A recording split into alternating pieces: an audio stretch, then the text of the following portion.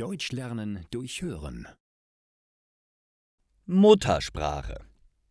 Alexa wohnt seit 2 Monaten in Deutschland, in Köln.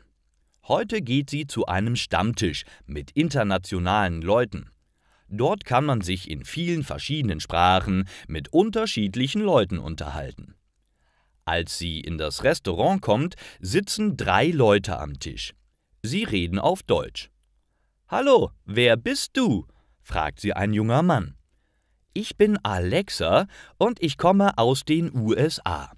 Meine Muttersprache ist also Englisch, aber ich spreche auch ein bisschen Deutsch.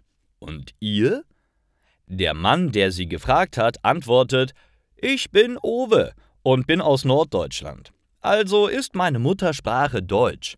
Ich spreche aber auch Englisch und Italienisch.« Als nächstes antwortet eine hübsche junge Frau mit dunklen Haaren und dunklen Augen. »Ich bin aus Köln. Meine Muttersprache ist aber nicht Deutsch, sondern Arabisch.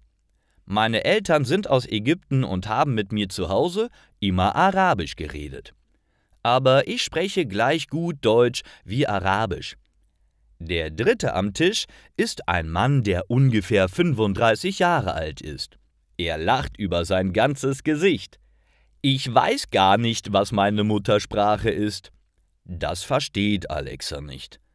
»Meine Mama ist aus England und mein Papa aus Indien. Ich habe als Kind immer Indisch und Englisch gesprochen. Eigentlich gleich viel. Aber heute ist mein Englisch besser als mein Indisch. Ich verwende es mehr. Deswegen ist meine Muttersprache, glaube ich, Englisch.« Alexa hat noch nie daran gedacht, was die genaue Definition einer Muttersprache ist. Sehr interessant. An diesem Abend lernt sie viel Deutsch und sogar ein bisschen Arabisch.